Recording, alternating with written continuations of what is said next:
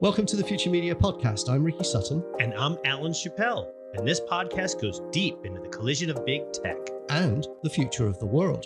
We explore how companies like Google, Meta, and Apple are impacting each of our lives. I'm an investigative journalist. I'm a privacy lawyer. And every week we speak with experts to bring the unreported details into the light.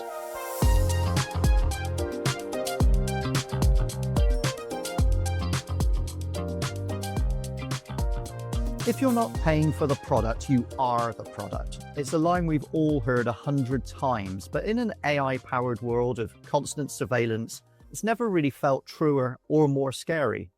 Welcome to the Future Media Podcast as we go behind the curtain of big tech, data capitalism, and the broken economics of modern publishing. And today's guest is someone that spent years trying to fix it. And it's somebody that Alan and I have been trying to get on the podcast for a while. So I'm thrilled he's joining us today. Joe Jerome is the Senior Public Policy Manager at DuckDuckGo, the search engine that built a business by saying no to surveillance. No cookies, no creepy crawlers, no data slurping for profit, just search without the stalking, which is a really good thing. And Joe spent a lot of time working inside DC's policy circles at the Center for Democracy and Technology, and now sits at the heart of a privacy vanguard in search, helping to reshape internet regulation, user rights, and the future of ethical technology. And oh my goodness, is that not something we want to talk about, Alan? So I'm delighted about that. So today we're going to have a free-ranging chat about privacy, what it means for the web, what's happening to the open web, the shifting browser wars, the impact of Google. Do regulators have the spine to go up against big tech? And we ask a question: can a company that's trying to do good, like DuckDuckGo, survive and scale without selling you as the product?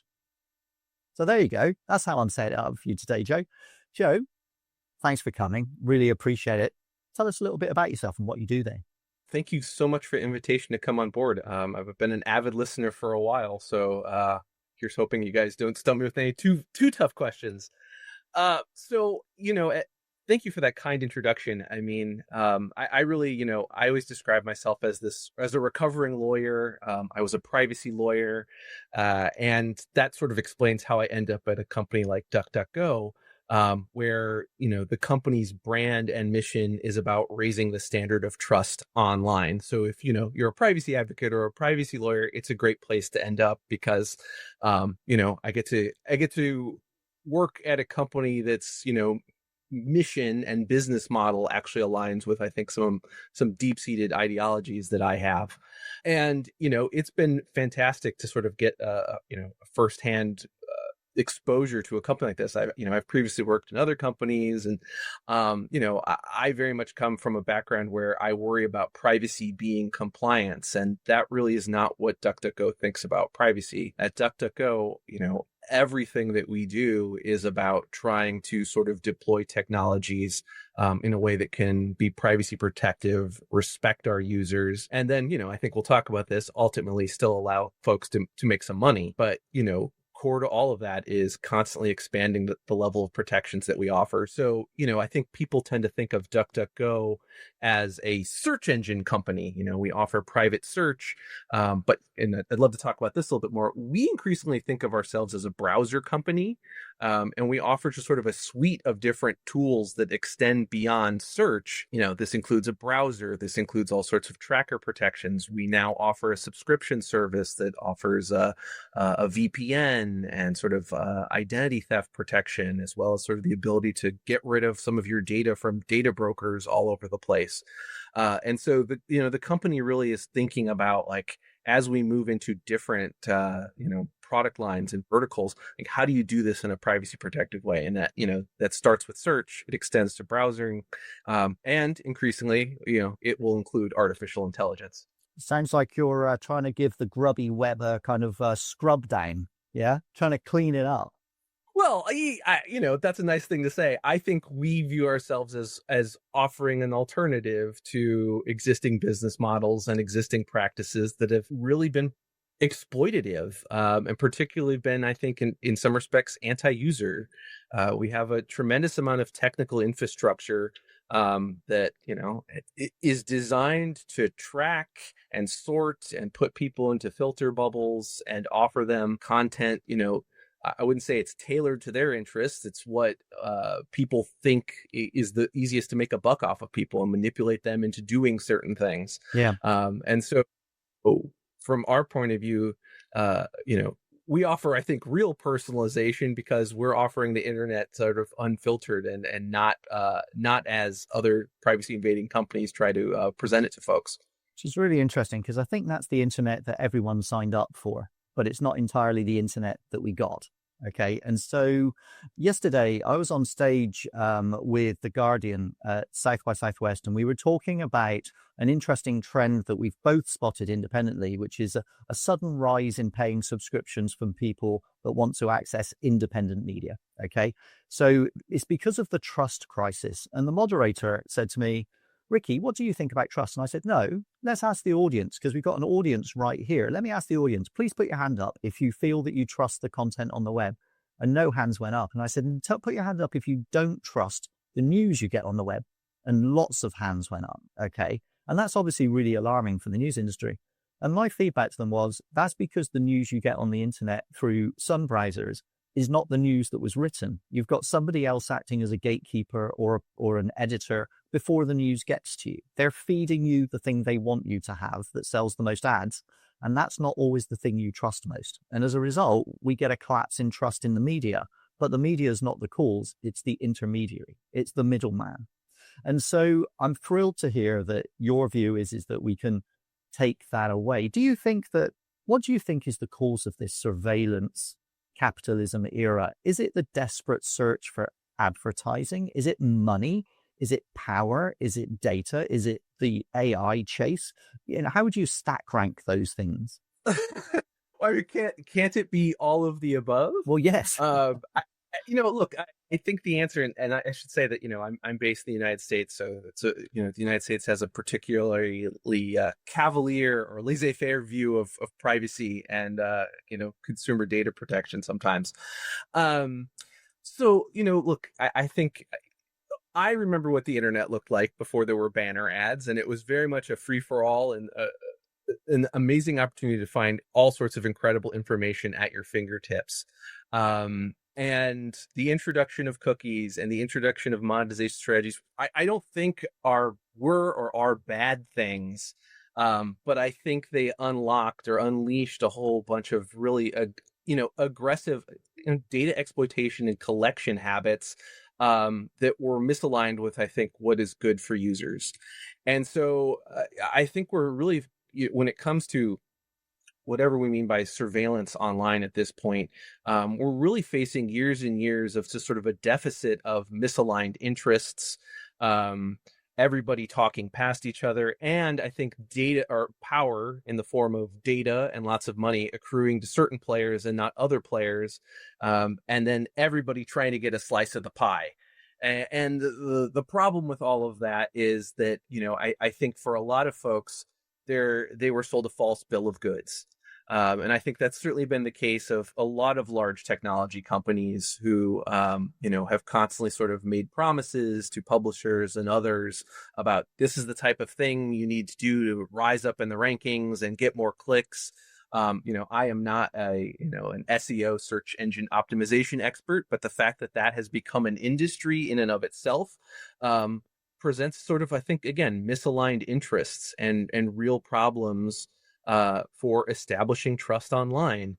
And so, look, you want me to stack rank a whole bunch of stuff. I think everything is a culprit one way or the other. And maybe some years or after certain incidences, it's one thing is higher than the other. But I don't think you can say that there's one ultimate culprit. I just think over time, we've made a whole bunch of decisions that cannot be easily unraveled, that have created a lot of problems. And they've created economic problems for different players in this ecosystem. They've created, I think, just increasing amounts of just crappy, sloppy content online. And then I think ultimately it's made the internet a much less trustworthy place. And so those are all problems. It's funny that you did talk about power, in fairness, but we aren't really talking about the elephant in the room, which in my opinion is it's competition, it's antitrust. It's not just that, and you didn't use the term Google, but we all kind of know that's who you were talking about with respect to SEO stuff. Like we talk about the power. if you own 90% of the search market, you are going to be able to do whatever the heck you want and make search as shitty as you can, if that helps you make more money. And there's nothing anybody can do about it. So it's funny. I think we're so far beyond misaligned incentives. I think the misaligned incentive train started to go off the track maybe a decade, 12 years ago, even in the SEO world. I mean, there was a time where it sort of made sense. Do good, put out good content. We will set up things in a way that enables you to get as much traffic as you can. Now, we can go back and criticize publishers retroactively for taking the traffic and literally injecting it into their arm. But I think that's a little unfair. I mean, I don't think anybody really knew how this was going to play out. And by the time publishers got wise to the fact that that was a game, it was too late. Yeah. And so let me just ask about this. The publishing industry is waking up, as Alan says, it's waking up to the fact we're in a different Kansas now. Okay, the world's different. And that we've got to figure out how the publishing industry is going to solve three problems. I kind of boil it down to three essential problems. There's discovery. We've got to make our content found. There's distribution. We've got to make sure it hits the people everywhere in ways that they want to be that they want it to be received. And then we need monetization. Okay. And so I've been saying now to you, Joe, we've had a couple of conversations about this. I've had the conversation with Microsoft. I've had the conversation with everybody else. You've got 30,000 publishers worldwide who are falling out of love very quickly with Google. And they're not making any money from Google's web. And what we need is a new distribution model and a new partner for discovery. Now, you've got a search engine and you're becoming a browser company. Why would publishers and DuckDuckGo not go and have a huge hug? Because ultimately, at the end of the day, we're trying to achieve the same thing and create a valuable, trusted open web. I'll say I wish and I would hope that we could all sort of have, hold hands and sing Kumbaya. I think that the challenge is, and this is, I think something that DuckDuckGo has, struggles with often, and particularly as we've dealt with and tried to build coalitions to oppose some of the anti-competitive practices of the Googles of the world, is that, we are a privacy sort of first company. And that comes with, that comes with drawbacks for certain other players in the ecosystem. And so, I in past lives, I've worked with local publishers that have, been interested in exploring privacy friendly alternatives to existing sort of tracking models and the sort of Google centric web.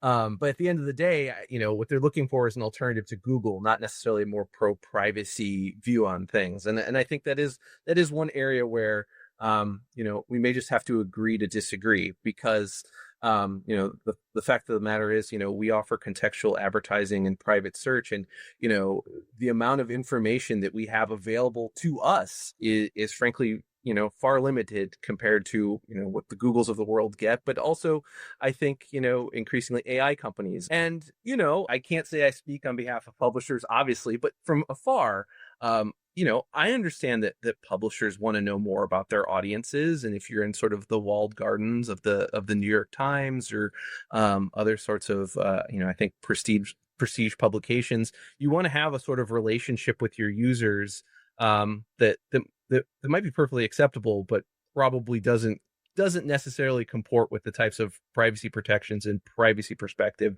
that a DuckDuckGo has. Okay, can I challenge you a little bit on that one then, Joe? I think that that kind of assumes that publishers want to continue down the programmatic targeted advertising world. I don't think that's true. I think that the publishers are looking for a sustainable future to monetize their content. There's no question about that. But I did actually dive into your numbers, into DuckDuckGo's numbers before we jumped on here.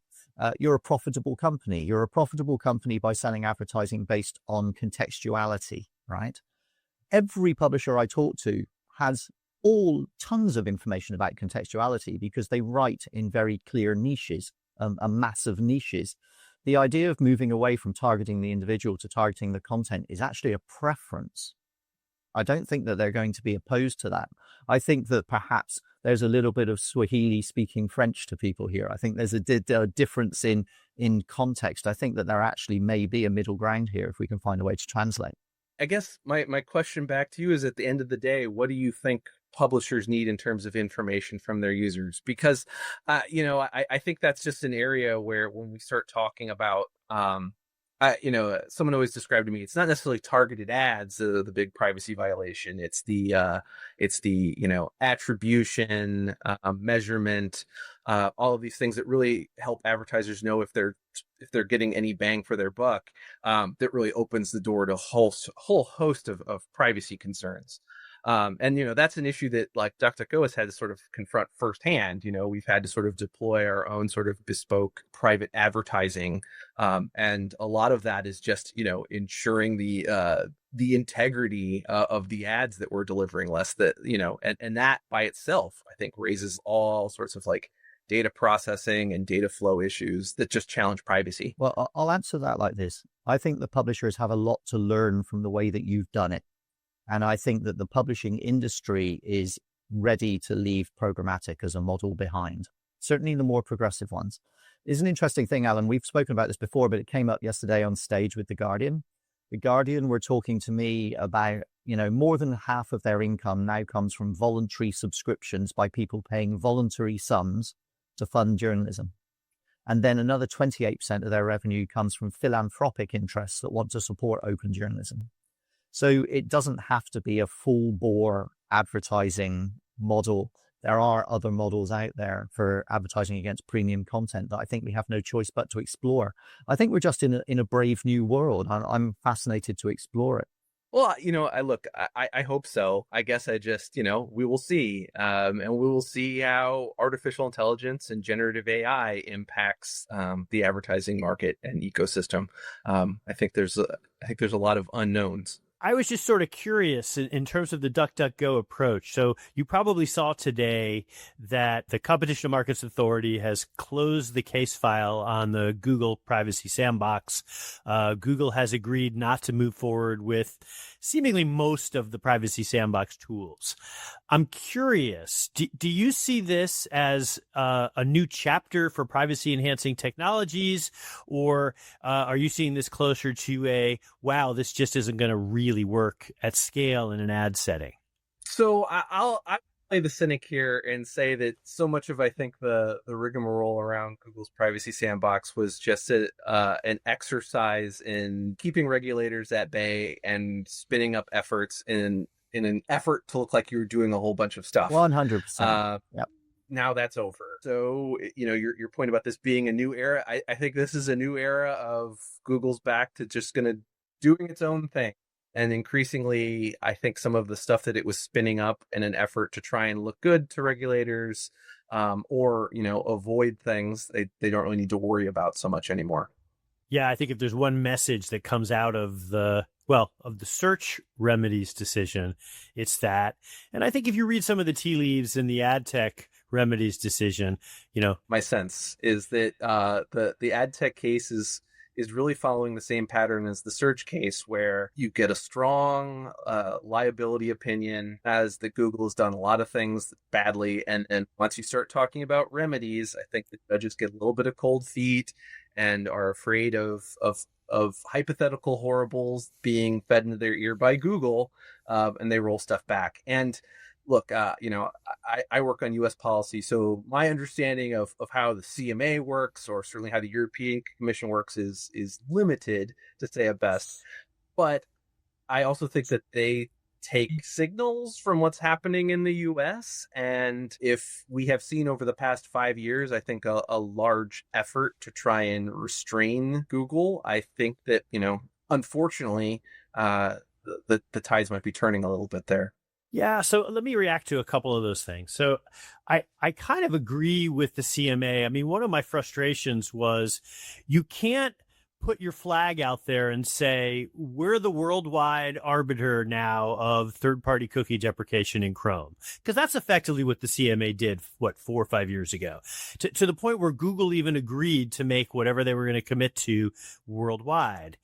And then you come back with this sort of mealy-mouthed, apologist type of a document that says, we're just going to close the file on this. And with respect to the things going on in the U.S., that's really a U.S. issue. And it's like, well, okay, man, but, you either want to be a puppy or you want to be a dog in life. And like these guys, I think they chose the former. And I know I've been really hard on the CMA, and there's a lot of really smart and well-meaning people working over there, but I'm also a little irritated because they managed to waste everybody's time. Like, I get that Google, they're great at wasting everybody's time. But I think the CMA should have at least a little bit of a self-ownership over the idea that they have also wasted everybody's time. But my question, though, was a little bit more specific to pets in an ad space, because you guys kind of operate, your own version of a privacy enhancing technology, no? I mean, is that a good way of thinking of DuckDuckGo? Or would you push back on that? I'm never entirely sure how to define pets, because I've come from a universe where for a long, long time, pets were either some form of consent manager or were some very complicated cryptographic process that only the most advanced and intelligent computer scientists and technical minds could understand. So, I think what DuckDuckGo offers is instead like for all of our partnership deals. And so, our ads come, from Microsoft as well as other partners like Yelp and TripAdvisor and others. For all of those things, we restrict the amount of information that we send back to them, and we do that through, technical means that I'm not qualified to talk about.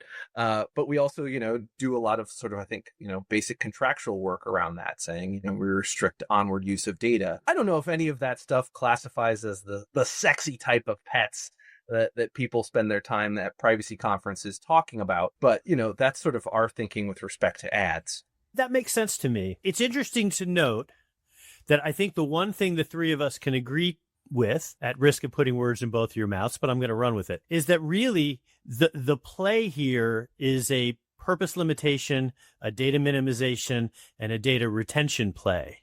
And unfortunately, those three concepts get very short shrift. Now, I will concede that, I'm an ad tech guy, so I'm probably in a slightly different world on how I would define what might be reasonable in terms of data minimization and retention. But I'm struck by the fact that very few laws are using that as sort of their starting point. There isn't really enough of that. There's either consent or collect whatever in the hell you want. And those are our two options. Yeah, I don't disagree with that at all. And I think we've actually talked about this in the past. Like, I actually have had a couple conversations just this week with folks who are, asking about like, what does the future of privacy look like? And, that's a question for another time that could go on forever. But, despite the fact that we operate in a universe where data protection laws increasingly do talk about all the stuff you mentioned, purpose limitations, data minimization, retention, I have a tendency to be a little bit hyperbolic. So I want to be careful here. It's not always the case that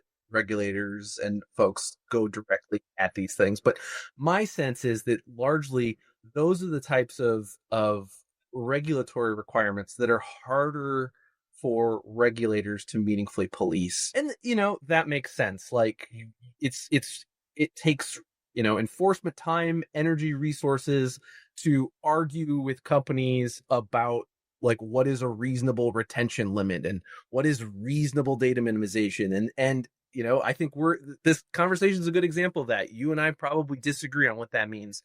And so if you're a regulator, that's a hard thing to regulate. And it becomes much easier to sort of regulate based on sort of technicalities, consents, let's do some network traffic analysis and see if a flag or something is going somewhere. Like, and don't forget class action litigation. Right. Well, that's actually the context of the conversation I was having, where we were talking about like class action litigation in the United States, at least, has again, I think, focused on consents. We've seen stuff where they've brought, wiretap violations and wiretap act violations and stuff like that. But again, those are statutes that aren't really laying out like the principles of data minimization. And I just think that that's a hard legal case to bring. And, look, I think that's another area where, to return to sort of DuckDuckGo's philosophy, we just come from this ethos of we don't track you. We don't want to track you. We don't want any of this stuff, whether that's us going above and beyond what the law requires. I think it comes down to like the company's individual philosophy that we think tracking people lessens trust, and we don't want to lessen trust. That's us. And I think DuckDuckGo is uniquely positioned to be the messenger of that because, again, our brand and our history. And, as Ricky points out, like we are a profitable company. So, we're making money based on our philosophy. But, I'm sympathetic to the fact that that's easier said than done for startups, AI companies. And in the context of, like, I think the large players, the Googles of the world, whatever they mean by privacy is pretty just self-serving, and has been something that they have embraced over time due to, regulatory concerns. And that isn't where DuckDuckGo comes from. Yeah. Well, they all have a couple of things that they do really well that are kind of interesting and kind of unique. And then they point everybody to those things in the hopes that the jazz hands of those things get regulators not to look at exactly what's happening with the man behind the curtain. I was going to say that the policy is whatever they said on Tuesday because they need it on Thursday is kind of the Google policy at the moment. That's the way I've been reading it. Can I move us forward to the future a little bit here? So obviously we're seeing AI take over virtually everything. It feels a bit like a re-platforming. People might have a different view. Where do you sit on that? Because that creates new challenges for you, I suspect, at DuckDuckGo with privacy. Where do you go on that? What do you think that means for you, your philosophy on training and all kinds of things? I mean, it just opens up Pandora's box, right? No, that's a great question. And I guess I would say from our vantage point, look, if we're about privacy and trust online, we believe that AI now becomes part of that mission. How can we implement, deploy, and offer AI products that are trustworthy and privacy protective? I think there's a couple of different ways, and I don't want to be one of those annoying people that says, like, what do we mean by AI? But there's a universe of, discussions around agentic AI. I think from our vantage point, we look at AI as another tool by which people acquire information. Look, our business, in addition to protecting privacy, is really, we think that, like, the consumer workflow for acquiring information exists across search. It exists across the browser, and increasingly it will exist across AI. So, our approach to AI is that our features should be private, useful, and I think most importantly, optional. And so everything that we've done, including our chat service, which is called Duck AI. So I'm going to do that little commercial plug right now. Our philosophy is that we want to give people productivity benefits of AI without privacy risks. And so all of these features are optional. You can turn all of them off. We try to offer them all in ways that are, privacy protective. And, you were talking about, like, whether this is a risk or not. I think, what I'd love to talk with you guys about is so much of, to sort of do a little bit of reset, so much of my work over the past 6 months has focused on the Google case, and you guys have had Professor Newman on, so I won't regurgitate too much of that. But the fascinating thing about that case was last year it was about search, and now it's all about AI. The judge's judicial humility is such that he's very certain that AI is a competitive disruptor. And, I don't think we're so certain about that. I think, we come from a premise that AI is not replacing search. It's expanding it. And there's plenty of evidence, statistics that I can throw at you to suggest that traditional search is not going away anytime soon. Well, particularly if you still own all of the distribution points that get there. Like, that's fair. I did some research on the court papers. So AI was mentioned once in the original complaint. It was mentioned 12 times, I think, in the decision, and then it was mentioned 29 times in the final ruling, and so, or the remedies, and so it did feel very much that we had a trial about search monopolization, and we had a sentence about AI, which wasn't what anybody gave evidence about. It was like we went to a trial about one thing and we got a sentence about something totally different. Yeah, which I guess, is both an indictment of, I think, our legal processes and competition law generally, but also I think reflects that technology moves real damn quickly. Yeah, I mean, the thing about antitrust law, and look, this is not an endorsement. This is just the reality. If you compare it to criminal law, I could do something absolutely horrible. You could have me dead to rights. You could have a mountain of evidence that I have just committed this horrible, horrible, horrible crime. And the way that the legal system is set up within the U.S., I could be let off completely based on some form of technicality because they failed to follow the proper process. Okay. Antitrust law is the exact same thing, except for rather than protecting individual citizens, we've set it up so that it protects monopolists. You will get no disagreement from me on this. I think that some of us had thought that the Cantor-Kahn era, and then when Commissioner Meador had kind of thrown the Chicago school completely under the bus, some of us thought that this meant a firm reawakening of the pre-1980s antitrust law. But the reality is that every single judge sitting right now was either practicing or was in law school back in the 80s or was growing up through that. And so they are creatures of this Chicago school. And so it's going to be really difficult to break through that. I have no disagreement there. You know, I attended the status update in the Google case a couple weeks ago. I was taken aback by a couple of things. First, the judge, with a healthy assist from Google, very much was putting the would-be qualified competitors. It almost felt like we were on trial rather than Google. All of the remedies. Well, how are we going to be certain that the qualified competitors don't do something wrong? And okay, I understand that argument, but this is an argument coming from the monopolist, Google, and the judge is sort of eating it all up. And my follow-up to that, or my follow-up observation was, all right, the judge is talking about how, you know, he's really going to have to put some thought into how to police these qualified competitors. And gee, there's a lot of privacy issues here. And there's a lot of other technical challenges that he didn't quite grasp and didn't know what the proper, as Alan, you point out, like, what is the process for resolving these disputes? And, I'm just sitting here being like, well, the DOJ offered you a menu of remedies, including remedies I think everybody thinks would have been much easier to deploy. And you swatted all of them down instead you sort of implemented a bunch of half measures that now seem incredibly complicated to administer. And I think from DuckDuckGo's perspective, are going to be a nothing burger that does bupkis for competition in online search. So yeah, Alan, I don't disagree with that assessment whatsoever. And look, I'd love to make a push or lobby folks who are interested in this, that I think this actually requires legislative changes, or not even just like legislative changes, but legislative instructions that the judges are doing this wrong. Because, look, I absolutely think that the browser can be a major disruptor in search, but the judge has set it up for Google to dominate that all over again. I mean, one thing I have to say that, as I was reading this opinion, there was a lot that I was disappointed with, but if I had hair, I'd be pulling it out, because the judge at one point,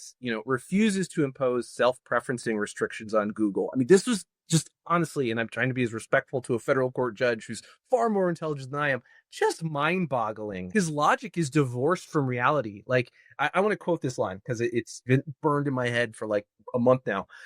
Such a restriction on Google's ability to put Gemini into Chrome would set Google apart from its competitors. It is commonplace for companies in the Gen AI space to leverage their own products to distribute their Gen AI technologies. And then he cites a whole bunch of non-monopolists. He cites Perplexity. He cites this idea that OpenAI might have a browser someday. And then he says the court will not hobble Google's competitors by prohibiting self-preferencing of its own generative AI technologies.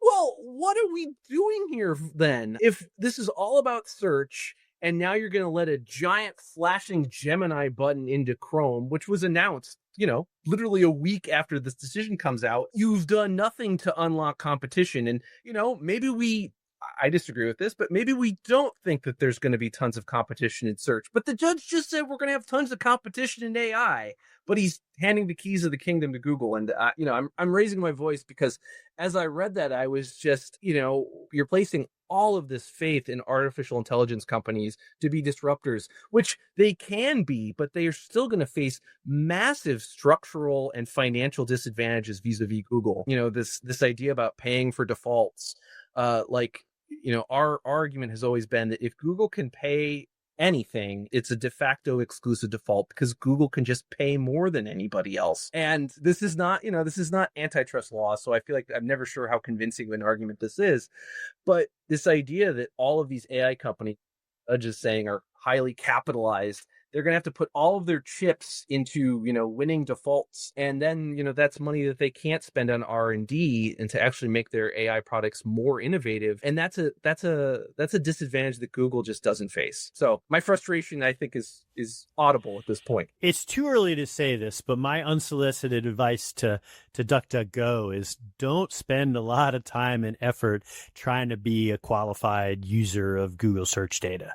Because that's another competitive thing. You guys have limited, you always don't have Microsoft type resources. And part of the game is if they can get you to spend $10 million running around in circles trying to see if you can make heads or tails of the data, that's a win for Google. I've made this next point a bunch, but I think it is apropos here. The DOJ, I think, could have done a more effective job of driving home some of the evidence spoliation issues and the other issues of trust for Google with the judge. My recollection is when both of the decisions were laid down, the ad tech and the search decision, you had a judge who was livid, who was beside him or herself that they have never seen such ethical violations. And I don't think we've heard a peep about those ethical violations almost since the decision was laid down. I think that the DOJ would have been well served to have driven that home to the judge much, much more frequently. I mean, hindsight's 2020. I'm not here to throw the Department of Justice under the bus. They had a tough task and lots of stuff that they wanted to do. But 1,000%. And you're not the only one on this. The American Economic Liberties Project, they very much think that, Google's executive Kent Walker, their head of legal, has gotten off scot-free here. And at minimum, there should be some sort of censure or punishment towards the senior leadership. I think this is a larger question, and it goes beyond me. But I think these cases and the way that Google and others have been so cavalier with retaining documents and destroying documents, it says a lot about the ethics of the legal profession, and that is that worries me as someone who as I said, was a recovering lawyer. I might also flippantly say that Google's desperate to delete and destroy documents and evidence. If only they would take that spirit of privacy and protecting people's interests and expand that to all of their users, I think we'd all be better off. Well, they're going to really care about privacy when it comes to those qualified searchers that they want to. Then privacy is really. For a hot minute, 12 years ago, I did some work on de-identification at the Future of Privacy Forum, and Google's really hanging its hat. And there was some interesting stuff that came out in this trial that I think going to be of interest to all of 5 technical de-identification people on the planet. But it's stuff like under the Digital Markets Act, Google's required to provide anonymized click and query data to help competitors. And Google's approach to that has been to effectively exclude 99.9% of the data they should provide. And it's all because of privacy. But in the trial, it came out that they weren't doing basic de-identification procedures, stuff that a basic, a fresh, I think the line in the transcript was, these were things that a freshman computer scientist student in undergrad would do, and Google was just not doing it for the sake of, again, using privacy as a pretext to screw over people. It feels to me like we have lots of different competition issues going on everywhere. We have people are worried. The open web is fragmenting. We have multiple different countries with different opinions, new laws coming, America imposing itself on the rest of the world defending itself. It feels like the open web is at risk more than ever. Okay. It feels like we might be heading towards a splinter net where we have national webs, and the fight for AI is geopolitical. The web is geopolitical for the first time ever. Specifically from DuckDuckGo's position, what's your role in fostering and maintaining this? And how important is it that we maintain an open web, and how much at risk is it? People would say it's a good question. I think it's a really scary question. Our business and our ability to provide useful access to information to users depend on the ability to, crawl sites and provide that information to users. And increasingly, we're facing a universe where the bargain that was struck between, publishers or, websites and creators and search was, we crawl your site and we make it available and people can go to your site. That benefit seems to be breaking down. I think it's breaking down on the back of all sorts of different crawling use cases. Certainly there's ongoing conversations right now about, using publisher content for AI training. But, the use case that always seems to be underappreciated or underexplored are things like retrieval augmented generation, or RAG, which seems qualitatively different from AI training, but is also not quite the same thing as crawling for search and indexing. So it's a real challenge. I don't think DuckDuckGo has great solutions for ways forward here. We certainly, are always looking for opportunities to partner. This year, we donated $25,000, which is, it's not a huge amount of money, to the Internet Archive. And part of that is just recognition of the good work they're doing, but also understanding what role they're going to play in making information available for all of these services. And look, that's just the economic dynamics of how crawling and indexing and scraping are now working, which, I think that's being hammered out, through all of these sort of licensing, very, for certain folks, lucrative licensing deals. But also at IETF and through AI signaling preferencing. That doesn't get to your larger question about sort of the different types of the splinter net that you're seeing, and that's also a real problem. Look, DuckDuckGo, we're a global company. We offer our search engine in lots of different markets, but different regulations that are coming online also raise challenges with our ability to provide search in different markets. And I as a tech policy wonk, I'm sympathetic to where not companies. I'm rarely sympathetic to companies except DuckDuckGo. I'm very sympathetic where lawmakers and policymakers are in trying to either protect people, children, protect their industries, ensure they get a financial piece of the pie, but there's a real risk that the laws and regulations being introduced around the globe and at the state level in the United States are going to wreak havoc on people's ability to access information. And I don't know really what can be done about that. I mean, part of the old chestnut is we do more education of lawmakers and to make certain that they understand that that's what they're actually doing here. I think sometimes you get a lot of, in law and policy, lots of good intentions that go awry, but there's also, again, this global competition around AI, and whether that's an excuse for us to discount the values of privacy or to discount copyright or discount all sorts of existing legal protections and legal rights on the back of racing forward with this technology. And I don't have a good answer. Let me make it even harder for you then, because this is my final question on this, is that do you think it would be worse if we had a competitive market and hundreds of competitors? Or is it worse because we have a monopoly and 5 players? Well, all right. The lawyer in me wants to say, what's the market and what are we saying is better or worse? Because, lots and lots of competitors and lots of data all over the place could be actually very bad for people's privacy. But I also think, look, I think we're seeing this up front. If you have large corporate consolidation, those companies they become single-minded. They're not providing different variations in service.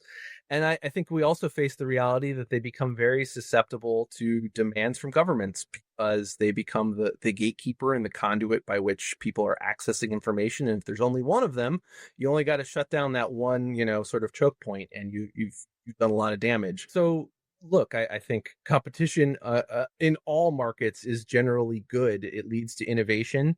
And I think no matter what, if we had more competition in all sorts of different markets, there's likely to always be a privacy alternative that's good for folks. I think, from our perspective, DuckDuckGo will always be there. So, we'd love to see more competition across the board. I think having the small number of companies who control everything is much closer to the Orwellian concept that I grew up with. You said it, not me. But also the having too many monopolists normalizes really bad behavior, where once you realize that you don't have to operate in the interest of your customers, because let's face it, where in the hell else are they going to go? You are able to extract additional fees from those customers. And that ends up being not just the top players in a vertical like search, but you go into like secondary electronics products where all of a sudden, I'm now paying like $100 a cartridge for printer supplies. Like, why is that? I don't know, but that's how things are here. Look, lock-in is a bad thing. This goes back to, I was so excited early on in the era of the GDPR about the potential for things like data portability as a way to sort of unlock markets and let people actually like vote with their feet. Hasn't worked out quite the way I had hoped. But if you can lock people into things, once you've done that, once you have your walled garden, the incentives are such that and shitification seems almost inevitable. My happy and naive moment wasn't so much 2016 to 2018. Mine was probably closer to 2006 to 2008, because I knew that once we got rid of all those horrible oil people, that we'd be in a much better place as a society. And history has judged me horribly. Wow. All right, gentlemen. Look, we're going to have to solve this problem. People like us are thinking about this. It's good that it's on the agenda. That has to be part one of the job. That's why we have to keep talking about it. I really admire your work and thank you very much. I'm a user of your browser. And so I very much appreciate you taking the time to join us today. Thank you very much indeed for coming on, Joe. Great seeing you, Joe. It was a lot of fun. Thanks for tuning in. The Future Media Podcast is a production of Future Media and Ricky Sutton.